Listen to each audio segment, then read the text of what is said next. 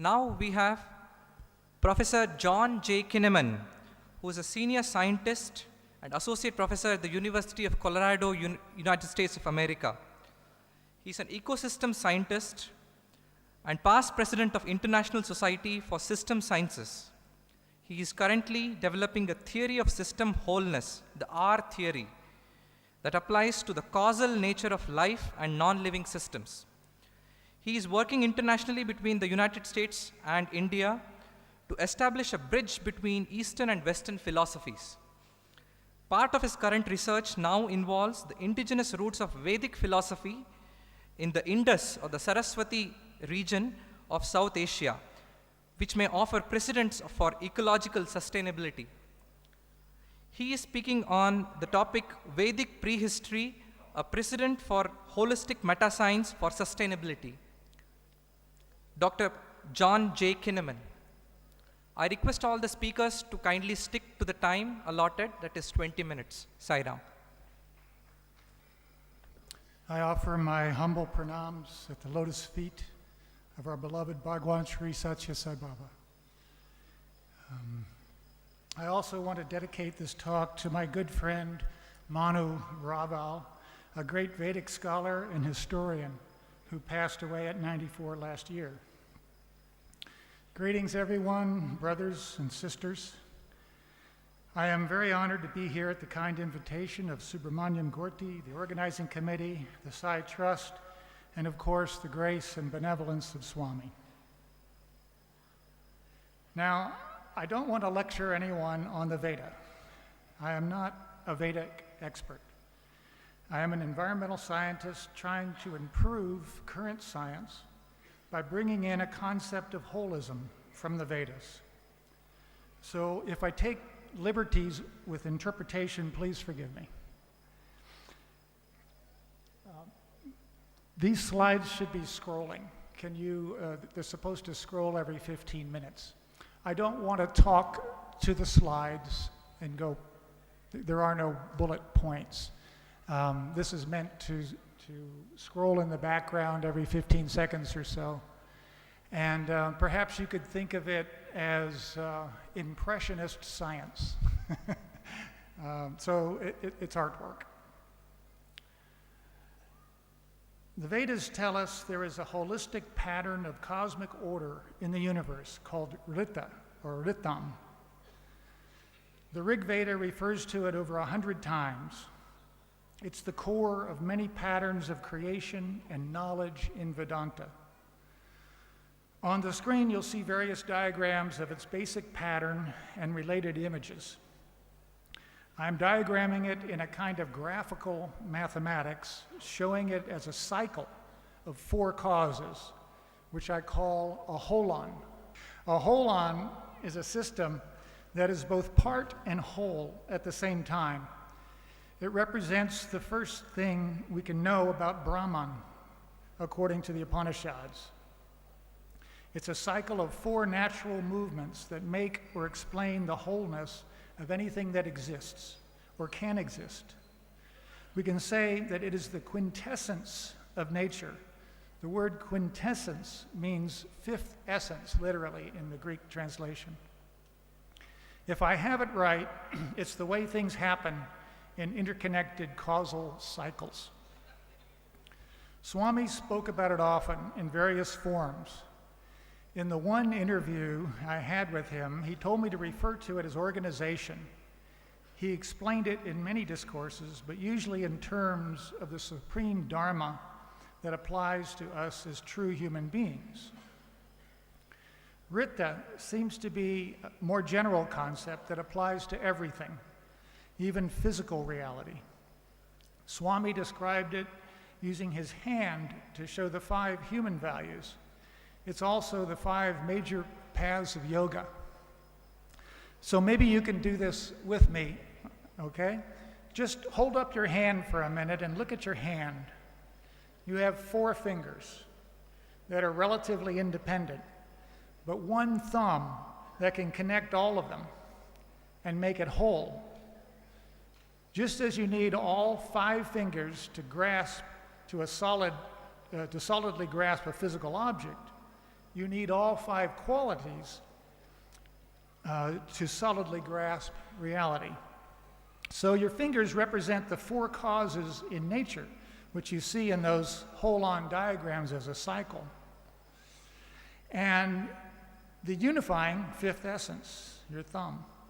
Swami named these qualities starting from the little finger, which was satya, truth, dhyana, satya, truth, which is also dhyana yoga, the path of meditation on the truth of existence.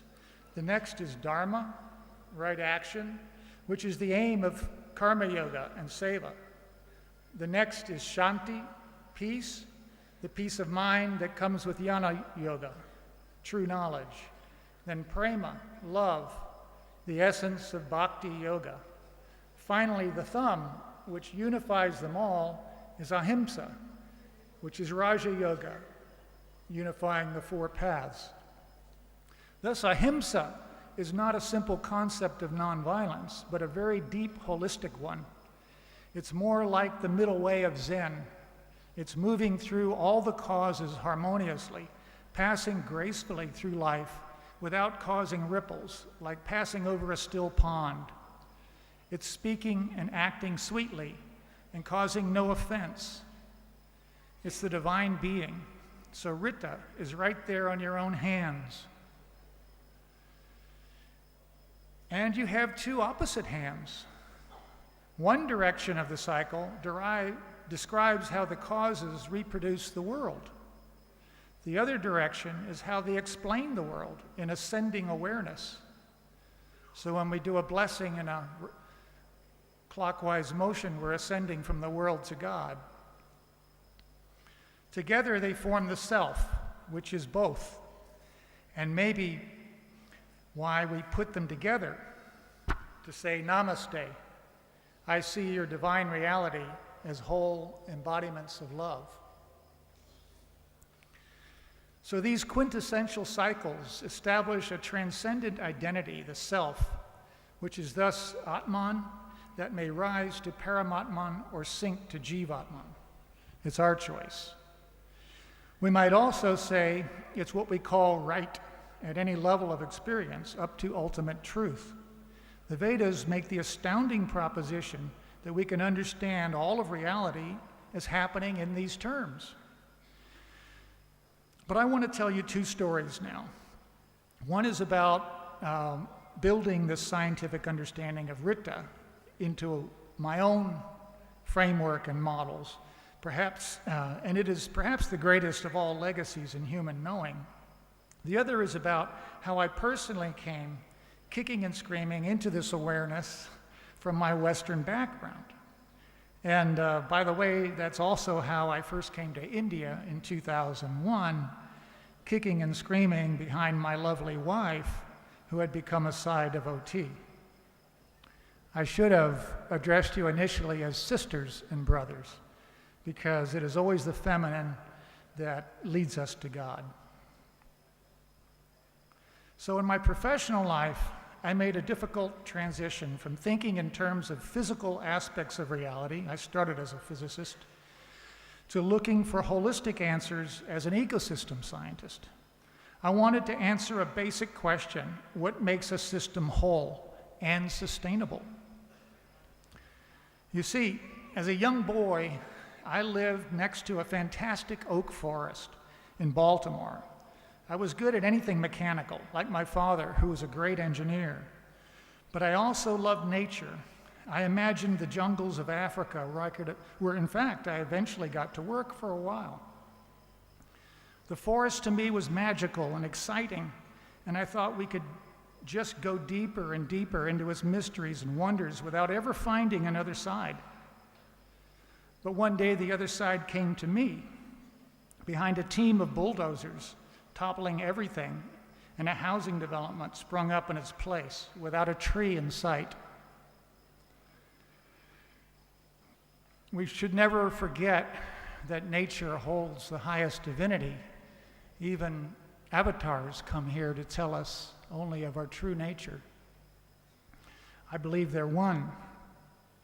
One day my brother and I were standing speechless looking at the houses. until one of us picked up a rock and we started breaking windows. Well, it was the wrong thing to do, of course, and we got a good beating for it. But I think that was the day I became an ecologist, to find some answers beyond engineering. So later, in 1986, when NASA scientists proposed to study the Earth as a system, I wrote, to understand the system, we must first become a system. Up to this time, modern science had only looked at separate parts of nature, thinking it was nothing more than interactions. But in ecology, there's a saying that the whole is greater than the sum of the parts, which is very much like the transcendent quality of Rita. I understood that there must be something missing from the standard scientific view, which only calculates the behavior of parts. Today, we're facing a sustainability crisis on many levels. Our way of working with nature is resulting in the destruction of global life support systems. We inject as much carbon dioxide into the atmosphere as nature produces itself, trapping heat that intensifies storms and alters climate patterns in order to escape to space, which it must. We produce as much fixed nitrogen as nature produces, choking ecosystems and producing huge dead zones in the ocean. We've converted half the landscape to human use, a lot of that for terribly inefficient meat production. And we are nearing an extinction of half the species we had only 200 years ago, at a rate equal to any in geologic history. Human impact on Earth's life support systems is now equal to nature's impact. But are we equally good managers? Can nature or humanity survive with only half? I'd say we have a problem. But our post-truth society, as it has recently been declared, where belief makes reality without the benefit of facts, denies the problem and thus takes over as our biggest problem. Scientists don't know what to do about it, except that somehow humanity and nature have to get along. Sustainability is now a science in itself, but our present definition of sustainability, now 30 years old, is actually a statement of policy, not science. Like other aspects of the living world, current science can't define what sustainability is, only what it does. Modern science assumes material foundations that can be observed. Vedic science assumed that the cause of existence is the foundation. My first big awakening came when I stumbled onto the work of a mathematical biologist named Robert Rosen. Thank you. As a boy, he had a question. He wanted to know what makes a living system different from a non-living system. You see, just like our definition of sustainability, we have no scientific definition of what life is, only what it does, its behavior. That leaves out the fundamental properties of meaningful nature that would allow us to even discuss the causes of life, or the qualities of life, for that matter. Modern science was based on a machine metaphor, the clockwork universe in which everything is explained in terms of mechanisms. Even postmodern science, after discovering the strangeness of the quantum world, only modified that view by adding uncertainty. Einstein, among others, objected, saying there must be something more fundamental. Many of the early quantum physicists turned to the Veda for answers, but they only took part of its message. Rosen proved mathematically that life itself is not a mechanism, and it's not uncertain. In fact, it produces internal models to direct definite strategies and to resolve uncertainties, as we all do every day. The traditional scientific approach has been a little like the parable of the man who lost his keys at night and was searching for them under a lamppost. Watching him do this for some hours someone finally asked him why he was looking only under the lamp. His answer was, "That's where I can see." Rosen showed that both content that we can see and context that we can't see, taken together, make a whole system that allows us to understand complex systems and life. But more than that, without the contextual causes, we can't even understand physics correctly. Meanwhile, mathematicians discovered that we can't even explain numbers without these higher causes. Quantitative mathematics, which is the basis for mechanism, is incomplete without assigning meaning to the numbers. Here's another demonstration we can do. We have all been trained in how to add, right? So 1 plus 1 equals 2. If I ask you, what is 1 mango plus 1 mango? You're going to say 2 mangoes. But what if I ask you, what is 1 mango plus 1 banana? What's the answer? Well, you might be clever and say 2 fruit, and you'd be right. Fine. But what is then what is 1 mango plus 1 house? See, eventually you have to say 2 items or 2 things. In this way, we see the entire world in terms of separate things, and that's the basis for the mechanistic and quantitative view of nature that dominates current science. But what if we add systems that are not separate items?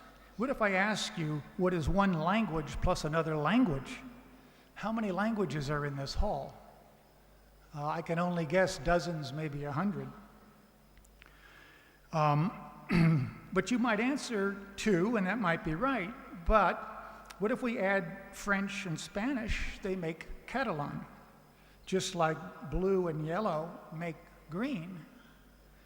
Combining contexts or non-discrete entities is where we get emergence of new order.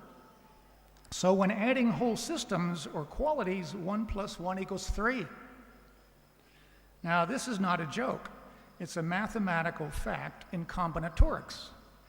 And it is actually inscribed on many of the Indus Valley seals as the sequence 1, 3, 7, which is what you get when you add up how many systems there are when you have 1 thing, 2 things, or 3 things. And the thing is, we need both kinds of logic to describe whole reality because they are not reducible.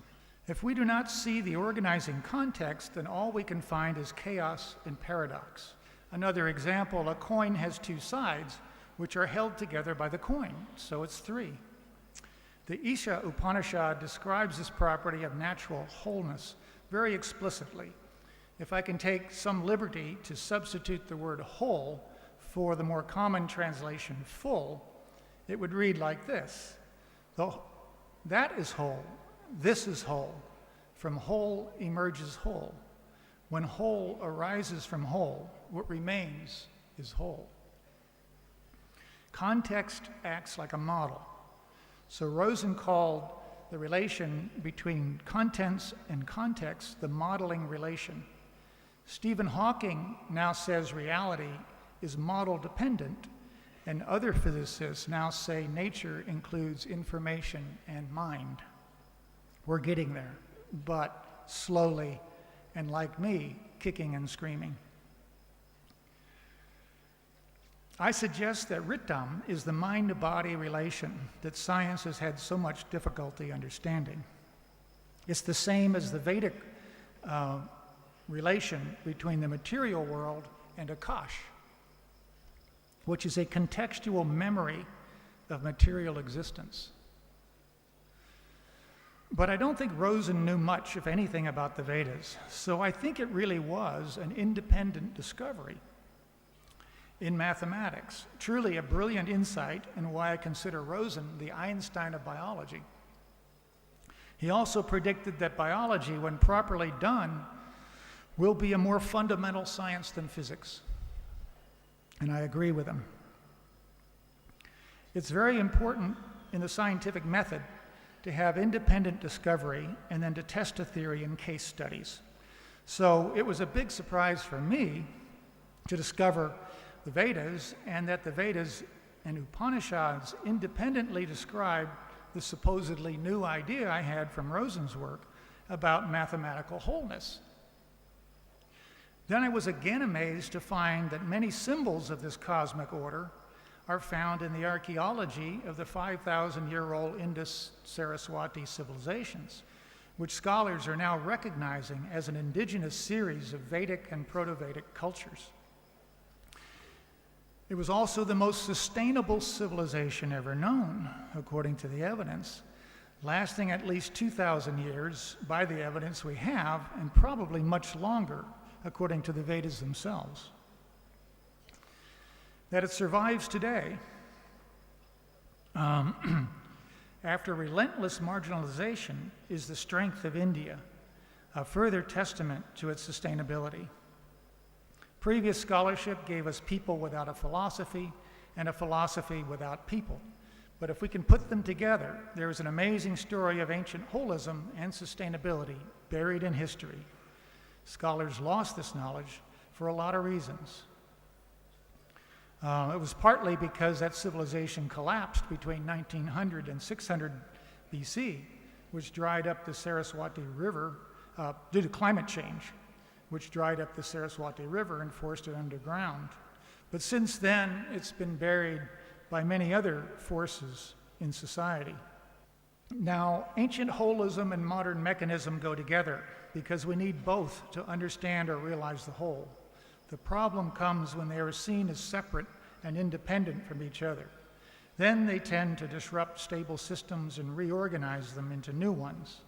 Sometimes that's a good idea.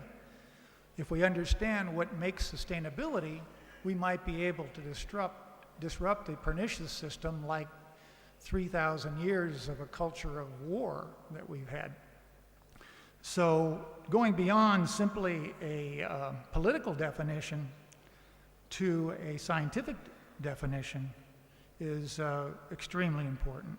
But still, in this Kali age of dualistic reason, technology is certainly a double-edged sword that requires higher management. It can cause as much suffering and misery in the wrong hands as it can alleviate in the right hands. It led to false hopes of utopian society because it was missing the holistic elements.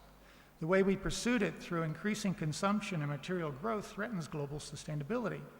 I think we have to learn how to trade the desire for quantity, which has planetary limits, for a desire for quality, which has no limits. So I'm advocating that we translate this core concept of wholeness into mathematics and current science. Why mathematics, you might ask? Well, because if you want to talk to somebody about something important, you have to speak their language. And mathematics is the language of science. So in conclusion, we need a scientific definition of sustainability, which I think we can get from the Vedas, so that we know how to produce sustainable socio-ecological systems, or in the case of destructive systems that tend to be self-sustaining, like war and corruption, how to disrupt them and transform them into better systems. This also applies to the need to bring humanity to technology. This issue now looms as perhaps our greatest challenge, especially with regard to robotic technology, as Bill Gates and Stephen Hawking have recently warned. So this story has been all about finding wholeness and sustainability for a personal, social, ecological, and technological future of humanity. We have the examples, the theory, and the methods, but it goes beyond personal enlightenment, requiring that we also extend the personal to the social, as Swami so often asked us to do. It cannot be kept only as a private heaven, because we are part of the choices that will determine the future. And while I believe that Swami will always guide us through any new challenges, we must not think that we are small people without a responsibility to contribute. Thank you very much. Om Sai Ram.